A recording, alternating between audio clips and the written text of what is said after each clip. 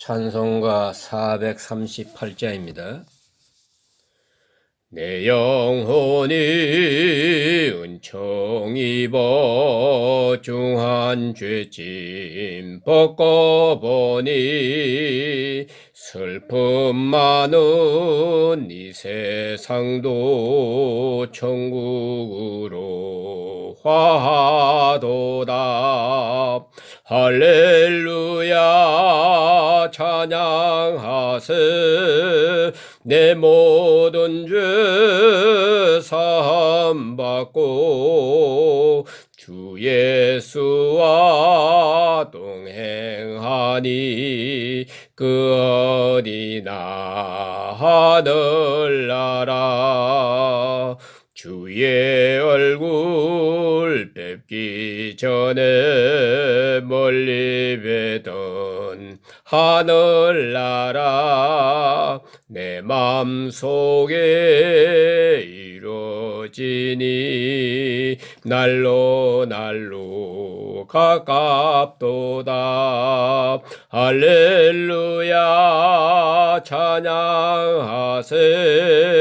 내 모든 죄 사함 받고 주 예수와 동행하니 그 어디나 하늘나라.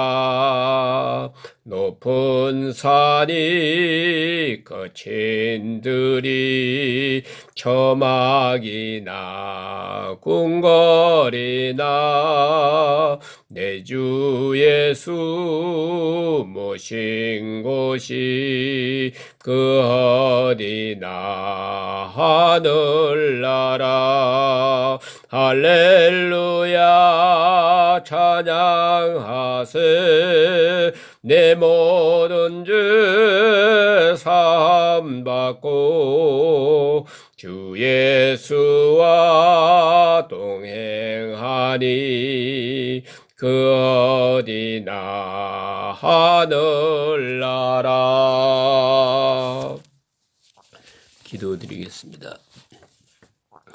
은혜와 사랑이 한량없신 아버지 하나님, 그 은혜를 진심으로 감사합니다. 이 어수선한 세상 가운데서도 조용히 예배드릴 수 있게 하시고, 이렇게 앞이 보이지 않고 캄캄하고 막연한 세상을 살지만은 우리가 주님을 믿기에 오늘 또 안심하고 주님 앞에 나와 찬송 부를 수 있게 하시오니 이 은혜, 이 사랑을 진심으로 감사합나이다. 하나님 아버지, 여기까지 주께서 인도하셨습니다. 이제 남은 시간도 인도하시고 진정 주님을 찬양하며 하나님께 영광 돌리고 반드시 새벽 첫 시간은 하나님 앞에 바치며 그렇게 남은 해를 살아가게 해 주시옵기를 간절히 기도합니다. 주님께서 저희들에게 분에 넘치는 은혜를 주셨습니다. 원없는 것은 은혜의 보답이 있는 생을 살게 하여 주시옵소서. 아버지 하나님, 이제는 원망하는 일 없고 감사가 앞서게 하시고 이제 미워하는 일 없이 사랑하며 살게 해주시고 이제는 위로받고자 하는 마음에서 떠나서 어쨌든 남을 위로하고자 하는 마음으로만 남은 해를 살아가게 해 주시옵기를 간절히 기도합니다. 아버지 하나님, 내 중심적인 생각에서 이제는 하나님 중심으로 살고 교회를 섬기며 살고 그리고 있는 것을 족한 줄로 알고 일용할 양식으로 만족하게 여기며 살게 하옵소서. 오늘도 하나님 말씀이 바로 전해질 수 있게 하시고 이 말씀은 듣는 이로 하여금 구원과 생명의 역사가 있게 하옵소서. 오늘 하루의 모든 삶을 주님께 의탁하옵고 예수님의 이름으로 간절히 감사하며 기도합나이다. 아멘. 오늘 말씀은 디모데전서 1장 8절에서 11절까지 말씀을 봉독해 드리겠습니다. 8절입니다.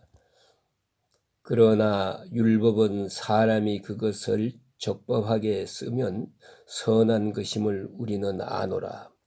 알 것은 이것이니 율법은 옳은 사람을 위하여 세운 것이 아니요 오직 불법한 자와 복종하지 아니하는 자와 경건하지 아니하는 자와 죄인과 거룩하지 아니한 자와 망령된 자와 아버지를 죽이는 자와 어미를 죽이는 자와 살인하는 자며 음행하는 자와 남색하는 자와 인신매매를 하는 자와 거짓말하는 자와 거짓 맹세하는 자와 기타 바른 교훈을 거스리는 자를 위함이니 이 교훈은 내게 맡기신 바 복되신 하나님의 영광의 복음을 따름이니라.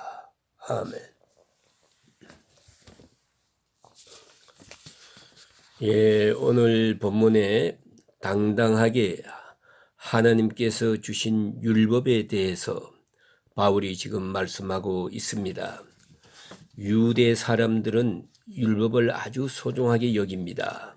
생명처럼 아주 소중하게 여길 뿐더러 유대 사람들이 마지막 자존심이 바로 율법에 있습니다. 우리는 율법을 가진 자다. 율법을 가졌기에 특권이 있다라고 생각을 합니다. 이것이 그들의 자랑이요, 때로는 교만이요.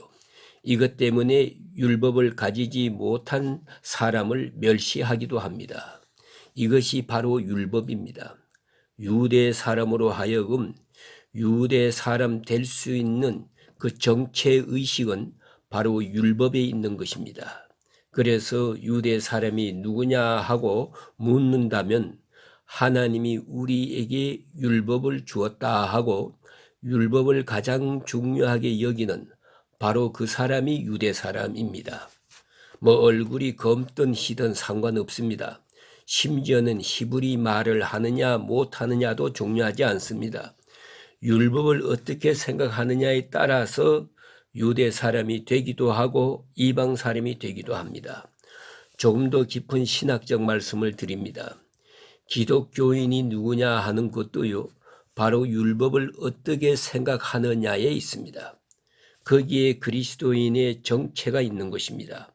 좀 더 구체적으로 말씀드리면 예수께서 십자가에 돌아가신 이유, 그 깊은 의미는 우리 만백성의 죄를 위해서 돌아가셨지만은 그 직접적인 원인으로 돌아가서 예수님과 유대 사람들의 그 충돌된 부분이 뭐냐 하는 그 핵심이 율법에 대한 이해의 차이가 있었던 것입니다.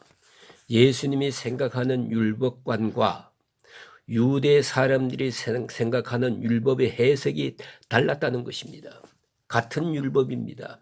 같은 율법을 놓고 어느 각도에서 보는 것이냐, 어떻게 이해하느냐, 어떤 자세로 임하느냐에 있습니다. 알고 보면은 예수님의 십자가는 예수께서 율법을 완성하기 위하여 이루신 율법 완성의 증거입니다. 십자가만이 율법을 완성할 수 있는 길이라고, 그것을 예수님 말씀하시고 성경이 증거하는 율법의 핵심입니다. 그런 거로 오늘도 마찬가지입니다. 율법을 놓고 한번 생각해 보세요. 나는 어떻게 생각하나? 우리가 흔히 말하기를 자유시민 그럽니다. 자유시민이 누굽니까? 법을 두려워하지 않는 사람입니다. 율법과의 관계, 대한민국의 법을 다 지켜요. 법을 깨끗하게 지켜가면서 법이 나를 괴롭힌다고 생각하지 않고 법이 나를 보호한다고 생각하는 사람, 이 사람이 자유인입니다. 자유시민. 그 자유국가에 가서 보면은요, 법에 대해서 절대로 나쁘게 생각하지 않습니다. 법이 있기 때문에 살 수 있고 법이 나를 보호하기 때문에 나는 자유하다는 것입니다. 그것이 소위 말하면 현대적 자유인입니다. 여러분 길에 가다 보세요. 단장 차를 몰고 나갈 때 저 앞에 신호등이 불이 꺼지면 어떻게 됩니까? 난리가 납니다. 저 신호등이 빨간불 노란불, 파란불이 빙빙 돌아가면서 켜지기 때문에 우리가 다 같이 그 법 아래 보호를 받지 않습니까? 법의 보호를 우리가 받고 푸른 신호가 켜지면 안심하고 달려가는 거예요. 예? 만일에 저 푸른 신호를 내가 믿을 수 없다면, 그 신호의 보호를 받을 수 없다면 나는 절대로 차를 운전할 수가 없습니다. 생각하면 모든 것이 법이요 질서입니다. 그 법이 나를 보호하느냐, 법 안에서 자유를 느끼느냐, 아니면 법의 속박을 느끼느냐 하는 것이지요. 법을 무서워하는 자 쉽게 생각해서 거리에 나가서 순경을 만납니다. 순경이 반가워요. 그건 자유시민이고, 순경을 만나면 무서워요. 가슴이 덜컹해요. 그 사람은 죄인이요. 그렇지 않습니까? 그와 같이 하나님이 우리에게 주신 율법 아주 소중한 것입니다. 법을 사랑합니다. 다윗이 말합니다. 나는 하나님의 법을 사랑합니다. 법을 사랑하고 법 아래서 자유를 느끼는 사람이 자유인이에요. 법을 무서워하고 법을 저주스럽게 생각하고 왜 하나님이 법을 주셨나 하고 생각하는 사람, 이렇게 사는 사람은 그리스도인이 아닙니다. 다시 말해 보세요. 자, 안식일을 주었어요. 우리 예수 믿는 사람은 안식일이 없으면 못 살아요. 주일날이야말로 이렇게 고마울 수가 없어요. 안식일이 없으면 어떻게 살아요? 이렇게 생각하는 사람이 있고, 어떤 사람은 아이고 주일날은 왜 자꾸만 교회에 나오라 하나, 주일날 때문에 참으로 괴로워하는 교인이 있어요. 이 사람은 아직 교인이 아니에요. 하나님의 법을 새롭게 생각하고 사랑스럽게 생각하고 하나님의 법을 기뻐하는 것입니다. 이게 바로 그리스도인이란 말입니다. 거기에 큰 차이가 있습니다. 그런 거로 예수님의 법 개념을 따라 우리도 법을 사랑해야 되고요. 특별히 바울은 로마서나 갈라디아서에서 법에 대해서 누누이 말씀합니다. 기독교인은 근본적으로 자유인을 말하는 것입니다. 죄와 사망과 사탄과 율법과 진노, 율법으로 자유하는 것, 율법의 속박에서 자유한 사람, 또 자유를 느끼면서 사는 사람, 그 사람이 그리스도인이라 하는 말입니다. 바울은 그의 편지 중에서 누누이 여러 번 강조합니다. 율법은 선한 것이라고. 법은 선한 것입니다. 여러분이 선함을 인정해야 됩니다. 죄값은 사망입니다. 그건 선한 것입니다. 내가 죄를 짓고 내가 벌을 받습니다. 그래도 법은 선한 것입니다. 법을 원망해서는 안 돼요. 내가 콩을 심고 콩을 거두고 팥을 심고 팥을 거둡니다. 내 잘못으로 내가 어려움을 당합니다. 그러나 하나님의 법은 선한 것입니다. 하나님의 법의 선함을 인정해야 돼요. 그것이 하나님의 백성의 자유의식입니다. 그래서 법이라는 것은 오늘 본문에 보는 대로 법은 철저하게 불법자를 위해 있는 거예요. 오늘 본문에 있지 않습니까? 율법은 선한 것인 줄 아노라. 알 것은 법은 옳은 사람을 위해서 세운 것이 아니요, 옳은 사람에게는 법이 필요 없어요. 흔히 말하는 대로 법 없이도 살 사람, 율법전서 몰라도 돼요. 그런데 법을 많이 아는데 오히려 문제가 있다고요. 정말로 착한 사람은 법이 뭔지도 몰라요. 그저 착하게만 살면 되는 거야. 이걸 우리가 알아야 됩니다. 다시 한번 생각해 보면 법의 뿌리로 돌아가서 생각해 봅시다. 이 법이라고 하게 되면은 모세의 율법을 말하는 것입니다. 십계명, 핵심은 십계명이에요. 십계명이고 그걸 풀이해서 계명이 이루어지는데, 모세가 계명을 받았습니다. 모세가 계명을 받을 때는 애굽에서 나와서 광야에 있을 때입니다. 그때 시내산에서 하나님이 그에게 십계명을 주었어요. 그걸 백성에게 가르치라고 했어요. 이게 계명의 시작입니다. 그러나 우리가 알아야 됩니다. 그 전에 계명이 없었으니까 하는 거예요. 예? 그 전에 계명이 없었는가 하는 겁니다. 흔히 말하는 율법이라고 말하는 의미의 계명은 없었어요. 십계명은 없었단 말입니다. 그러면 그 동안은 그 수천 년 동안은 무엇으로 살았나요? 예? 문자로 만든 계명은 없었어요. 살인하지 말라, 간음하지 말라, 도둑질하지 말라. 그 법은 없어요. 그런 법조항은 없지만은 법이라고 하는 양심이 있었어요. 하나님께서 인류를 창조하실 때 에덴 동산에서 율법을 준 게 아니에요. 율법은 마음속에다 주었어요. 보이지 않는 율법을 마음속에다 주었어요. 그게 착한 양심이에요. 법을 몰라요. 예? 그러나 이건 나쁜 줄 알아요. 이건 좋은 줄 알아요. 다 알고 있어요. 그것이 본성이에요. 예? 본성으로서의 율법을 하나님께서 마음속에 넣어 주었어요. 예? 그건 조항조항 따질 게 없어요. 그것은 양심이 법입니다. 예? 상식이 법이에요. 이성이 법이에요. 마음속에 법이 있단 말입니다.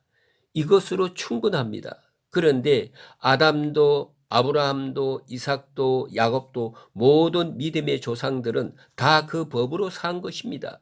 십계명은 몰랐어요. 알 필요도 없고 그렇게 인간의 본성으로 하나님의 형상으로서 충분했던 거예요. 그렇게 법을 지켜 살았는데 문제는 이겁니다. 이것이 죄악으로 말미암아 흐려졌어요. 흐려지고 굽혀지고 왜곡되고 이래서 어디까지가 의인지 불의인지 법인지 알 수가 없게 되어버렸어요. 그래서 하나님께서는 이스라엘 백성을 구원해 놓고 광야에 놓은 다음에 그들에게 율법을 주신 거예요. 이건 뭐냐? 없던 법을 주시는 게 아닙니다. 하나의 증거만 말할까요? 십계명을 주신 것은요, 출애굽기 20장입니다. 그런데 성경을 자세히 보면은 안식일 지키는 법이 16장에 나와요. 그러니까 안식일 지키는 법도 알고 보면은 십계명 이전에 있었던 거예요. 문자적으로 흔적이 없지만은 분명히 16장에 안식일 문제가 나와요. 십계명은 20장에 나옵니다. 그러니까 우리 마음속에 모든 법이 다 있어요. 살인하지 말라, 뭐 간음하지 말라, 도둑질하지 말라. 그 다 법이에요. 우리 마음속에 다 있었는데 이것만 가지고는 충분치 못해. 흐려졌어. 왜곡됐어요. 그래서는 양심 접어두고 산 사람이 많아요. 양심 내버리고 산 사람이 많아요. 그래서 세상이 시끄러운 거예요. 그런 거로 하나님께서 십계명이라고 하는 구체적인 규범을 주신 거예요. 이게 거울입니다. 루터는 율법을 거울이라고 말씀을 거울이라고. 이건 내 얼굴을 내가 못 보잖아요. 거울을 보고야 보듯이 말이에요. 거울을 보고야 알듯이 십계명을 딱 보면은 나를 알 수 있어요. 죄가 뭔지. 살인하지 말라, 옳지. 내가 살인했구나. 간음하지 말라. 이거 뭔가 내가 죄를 지었구나. 도둑질하지 말라. 그러니까 내가 잘못했구나. 어째서 이렇게 참 이제 와서 잠자던 영혼이 깨어나고 무기력하던 판단력이 다시 생기게 되는 거예요. 그래서 흐려졌던 십계명, 마음속에 있던 계명이 다시 밝게 살아나게 되는 것이지요. 그것이 십계명이고 그것이 율법이란 말입니다. 그런 걸 우리는 분명히 알아야 합니다. 율법을 통해서 먼저 하나님의 뜻을 압니다. 하나님이 우리에게 무엇을 원하신지 또 십계명을 보면서 자기를 압니다. 내가 어떤 사람인지 어느 지경에 있는지 그리고 이웃을 압니다. 십계명을 잘 생각해 보면 이웃이 누군지 그 심령의 눈을 밝혀주는 것을 볼 수가 있습니다. 다시 말씀드립니다마는 율법 자체의 선함을 인정해야 됩니다. 이걸 지킬 때 자유해집니다. 이걸 지키지 못하면 가책에 매이는 거예요. 저주의식에 매이지요. 예속되지요. 죄를 지을 수밖에 없는 속박에 매입니다. 그런 거로 자유가 없습니다. 심령이 점점 어두워지기 시작합니다. 불안에 떨게 됩니다. 그러면 율법을 놓고 볼 때 율법의 근본이 뭐냐? 율법을 어떻게 사용해야 되느냐? 어떻게 이해해야 되느냐? 몇 가지로 생각하렵니다. 오늘 본문에 나타나 있습니다마는 첫째는 율법의 본 뜻을 알아야 합니다. 율법을 왜 주신 것입니까? 예수님이 친히 말씀하셨지요. 어떤 제자 하나가 묻기를 계명 중에 첫째 계명이 뭡니까? 제일 중요한 계명이 무엇입니까? 주 하나님을 사랑하라. 둘째가 무엇입니까? 이웃을 내 몸같이 사랑하라. 율법의 근본은 뭡니까? 사랑입니다. 사실 그렇습니다. 그래서 마틴 루터는 말합니다. 살인하지 말라. 그건 그의 우리 생명을 보호하시는 하나님의 사랑이라고. 우리 모두가 살인하지 말라는 법을 지키면은 우리가 밤늦게 돌아다녀도 괜찮겠지요. 그걸 안 지키는 사람이 있기 때문에 그걸 무서워하는 거 아닙니까? 간음하지 말라는 것은 우리의 순결을 지켜주는 거예요. 거짓 증거하지 말라는 것은 우리의 인격을 지켜주는 거예요. 도둑질하지 말라는 것은 우리의 사유재산을 하나님이 지켜주시는 것입니다. 그러니 사랑이지요. 전체가 사랑이란 말입니다. 그래서 하나님은 이 법을 우리에게 주신 거예요. 모두가 십계명을 지키면은 우리 집 울타리 할 필요가 없어요. 모든 사람이 율법을 지키면 우린 담장할 필요가 없잖아요. 자물쇠 필요 없어요. 또 우리가 편안한 마음으로 인간관계를 맺을 수 있는 거예요. 왜? 우리 집 아이들이 늦게 돌아와도 걱정 안 돼요. 이게 다 율법을 안 지키기 때문입니다. 하나님은 이렇게 아주 귀한 법을 사랑으로 우리 모두에게 주셨다. 그 깊은 뜻을 이해해야 되겠고, 또 하나는 무엇보다도 긍정적인 면에서, 적극적인 면에서 율법의 뜻을 이해해야 되겠다 하는 것입니다. 그러기 위해서는 두 번째가 민법입니다. 이 율법이란 것은 민법적인 거예요. 오늘 본문에 다 암시되어 있습니다마는 여기에 경건치 아니하는 자와 죄인과 거룩하지 아니하는 자와 망년된 자와 아버지를 죽이는 자와 이렇게 말하지 않습니까? 십계명과 좀 다르지요. 아비를 치는 자며 아비를 치는 자는 단장 돌로 쳐 죽이라 그랬어요. 살인하는 자는 죽이라 그랬어요. 음행하는 자도 죽이라 그랬어요. 남색하는 자도 죽이라. 아주 법이 엄합니다. 이게 다 뭐냐 하면은 악한 자를 위해서 이렇게 엄한 벌이 있단 말이에요. 이런 법 모두가 뭡니까? 민법이에요. 그래서 재미있답니다. 자세히 민수기를 보세요. 시내에서 동리에서 강간을 당했다 하잖아요. 그건 법에서 인정을 안 해줘요. 왜요? 소리 지르지 않았으니까. 그거고요. 들에서 당한 것은 그것은 가해자에게 벌을 가해집니다. 왜요? 들에서 소리 질러봐야 소용없으니까. 똑같은 사건인데 들에서 당한 것은 강간이고 동리에서 당한 것은 강간이 아니고 이게 다 민법입니다. 이게 다 율법이에요. 자세하게 설명합니다. 또 합당한 벌을 내리도록 했어요. 또한 바울은 늘 생각합니다. 이 율법은 몽학 선생이라고. 율법을 통해서 우리가 그리스도에게로 가는 거예요. 율법을 통해서 도저히 구원받을 수 없는 것을 알고 우리가 예수 믿게 되고 예수를 의지하게 되고 십자가를 의지하게 되는 것입니다. 그런 거로 몽학 선생이에요. 이보다 더 중요한 마지막 해석은 이것입니다. 하나님의 자녀가 되었을 때문에 자녀가 되었기 때문에 율법을 지켜야 한다는 것입니다. 그래서 개혁주의자들은요, 율법을 주어진 시점을 상당히 중요하게 여깁니다. 애굽에 있는 사람에게 율법을 주면서 율법을 지키면 구원받을 것이다. 그게 아니에요. 애굽에서 구원해서 홍해를 건너서 광야에 갖다 놓고 구원받은 사람에게 율법을 주었어요. 그걸 잊지 말아야 합니다. 그런 거로 율법은 구원 조건이 아니에요. 예? 구원받은 사람이 지켜야 할 은혜로운 법입니다. 그걸 잊지 말아야 돼요. 그런 거로 가장 중요한 해석은 율법에 대해서는 두려운 마음으로 지킬 것이 아니고 저주받을까 두려워서 지켜도 안 되고요. 특별히 율법을 지켜서 공로를 세우겠다. 세우겠다고 지키는 것도 잘못된 것이고요. 율법을 지키는 것은 기본이에요. 그런 거로 공로가 될 수 없습니다. 율법을 지켜서 교만해서도 안 됩니다. 마치 율법 지키는 것을 무슨 액세서리처럼 지켜도 안 되는 거예요. 내가 무슨 율법 지키는 거 뭐 대단한 일이라고 한 것처럼 자랑거리로 내세우려고 하는 것은 안 된다는 것이지요. 또 하나 있어요.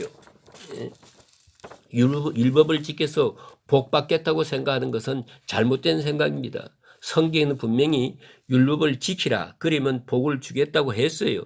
그러나 잊지 마세요. 그것은 안 지키는 사람들 때문에 그렇게 말씀하신 것이지 우리가 복 받기 위해서 지킨다면은 그건 율법에 대한 바른 자세가 아니라는 것이지요. 그 기복적인 욕구로 율법을 지켜서는 안 된다. 그러면 참된 율법에 대한 인식이 뭐냐? 감사한 마음으로, 기쁜 마음으로, 자원하는 마음으로, 사랑을 느끼면서 무엇보다도 자유한 가운데, 아주 자유한 가운데서 율법을 지켜야 한다. 율법을 하나님께서 내게 주시고 복 주시려고 나에게 자유하게 하시려고 주시는 그 큰 사랑임을 감사하면서 항상 감사한 마음으로 지켜야 한다. 그런 말씀이에요. 그래서 바울은 11절에 말하기를 영광의 복음을 쫓아서 영광의 복음이 그 앞에 있는 것입니다. 하는 것을 오늘 말씀드렸습니다. 오늘 여기까지 말씀드리겠습니다. 이 은혜가 함께 하시기를 주의 이름으로 축원합니다.